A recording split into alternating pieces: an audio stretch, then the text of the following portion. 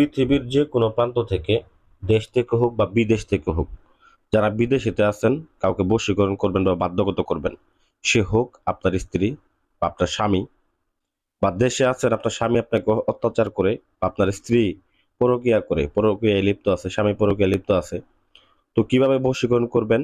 এই বশীকরণের একদম সহজ উপায়ে একটা বিদ্যা দিতেছি, যে বিদ্যার মাধ্যমে মাত্র 24 ঘন্টা থেকে 3 দিনের মধ্যে যে কোনো নারী এবং যে কোনো পুরুষকে আপনি বাধ্যগত করে আপনার প্রতি গোলাম বানিয়ে রাখতে পারবেন। তো ইউটিউবে অনেক প্রকার অনেক ধরনের ভিডিও দেখেন, আমার ভিডিওগুলো আপনারা দেখেন, লক্ষ্য করেন কিভাবে এই কাজটা আমি মূলত করবেন আপনারা। এই পূর্ণাঙ্গ নিয়মে আপনাদেরকে দেখাই দিতেছি। আপনারা আমার ভিডিওটা যদি দেখেন, আশা করি কোনো তান্ত্রিক কবিরাজের কাছে যাইতে হবে না, অর্থ কড়ির মতো দেখা যাচ্ছে খরচ করতে হবে না, কোনো ভণ্ডদের কাছে দিতে হবে না। অর্থ নিজে খরচ করে নিজে করবেন, একদম সহজ উপায়। নিজের অর্থ নিজের হাত দিয়ে খরচ করবেন, নিজের হাত দিয়ে মাল কিনবেন, নিজের হাত দিয়ে কাজ করবেন, দেখবেন 100% গ্যারান্টি 24 ঘন্টা থেকে 3 দিনের মধ্যে ওই নারী বা পুরুষ যেইখানে থাকুক, যে যে অবস্থায় থাকুক, 100% বাধ্যগত হবে। তো যাই হোক, আমি নিয়মে চলে যাইতেছি। তো প্রথমত বলে নেই, যারা আমার ভিডিওগুলো দেখতেছেন, আমার আসনের মতো করে আসন আপনারা ইউটিউবে আর পাবেন না, দ্বিতীয়ত পাবেন না। তো আমি যে নকশাটা দিতেছি, এটা অত্যন্ত পাওয়ারফুল একটা নকশা। এই নকশার মাধ্যমে আপনারা যে কোনো নারী, এবং নারী হয়ে নারী যদি বশ করতে চান বা পুরুষ হয়ে পুরুষ যদি বশ করতে চান, তবুও আপনারা করতে পারবেন। তো যাই হোক, এই নকশাটাকে প্রথমত অঙ্কন করতে হবে। তো প্রথম শর্ত হচ্ছে আসন করতে হবে। তো আপনারা আসন করে বসবেন এবং এই নকশাটাকে অঙ্কন করবেন। মোমবাতি আগরবাতি জ্বালায় আসন করে বসে আপনারা এই নকশাটাকে অঙ্কন করবেন। অঙ্কন করবেন কি দিয়ে?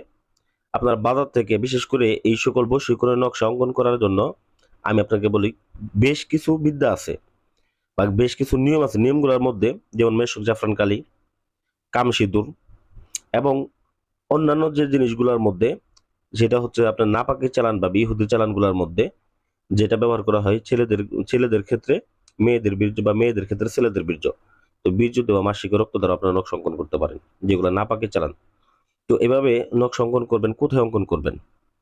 তো ভুজ পেপারের উপরে অঙ্কন করবেন। অঙ্কন করে এই তাবিজটার মধ্যে, নকশাটার মধ্যে অবশ্যই আপনার নাম, আপনার বাবার নাম, আপনার ছেলে হয়ে থাকলে বাবার নাম, মেয়ে হয়ে থাকলে মায়ের নাম।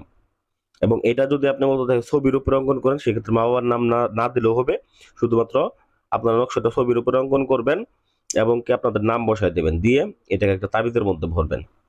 ওই তাবিজটাকে আপনার নিজের কাছে রাখবেন, জাস্ট নিজের কাছে রাখবেন 24 ঘন্টা থেকে 3 দিন। ঠিক আপনার গলার মধ্যে বেঁধে রাখবেন।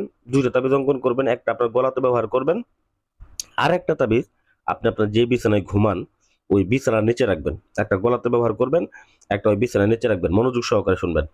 তো রাখার পরে আপনারা কি করবেন? 20 টাকা 50 টাকা মসজিদে বা কোনো গরিব মানুষকে বা এতিম মিসকিনকে আপনি 20 টাকা 30 টাকা দান করে দিবেন। তবে এইখানে ওই যে জিনিসগুলা বললাম, এই কাজগুলো অবশ্যই করবেন আপনারা রাত্রে 11টা থেকে রাত্রে 1টার মধ্যে। যে কোনো দিন করতে পারবেন, তবে রাত্রে 11টা থেকে রাত্রে 1টার মধ্যে করবেন। আসনটা অবশ্যই মূলত দেখা গেছে আমি যেভাবে আসন করছি দেখছেন।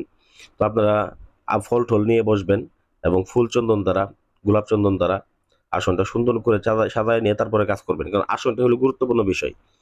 বিদ্যার যেমন তেমন, বিদ্যাটা মূলত দেখা গেছে আপনি সাধারণ কোনো বিদ্যা দিয়ে যদি কাজ করেন 100% কাজ করবে। কারণ দেখবেন ইউটিউবে অনেক ধরনের তান্ত্রিক আছে যাদের নিজস্ব আসনই নেই। আমাদের মধ্যে দেখবেন যে আমাদের ভিডিওগুলো নকল করে ছাড়ে। কিছু করার নাই ভাই। কারণ এটা এমন কোনো মহামারী জিনিস না যে মূলত দেখা গেছে তাদের নামে তাই কোর্ট কাছারি মামলা করব। আর যাই হোক, ইউটিউবে বন্ডপত্রকে ভরে গেছে, আপনারা খেয়াল রাখবেন। ঠিক আছে? কারণ আসন, অরিজিনাল আসন ছাড়া, আসনের যে জিনিসপত্রগুলো এগুলো দরকার হলে ভিডিও করে দেখবেন, দেখে কাজ করবেন। এছাড়া কাউকে মূলত দেখা গেছে সহজে কাজ দিবেন না। আর আমাদের যে মূলত স্ক্রিনে নাম্বার আছে, নাম্বারে যোগাযোগ করে আপনারা অনুমতি নেবেন। আর যদি কোনো পরামর্শ লাগবে অবশ্যই যোগাযোগ করে পরামর্শ নিতে পারেন। ধন্যবাদ সবাইকে, ভালো থাকবেন। আসসালামু আলাইকুম ওয়া রাহমাতুল্লাহি ওয়া বারাকাতুহু।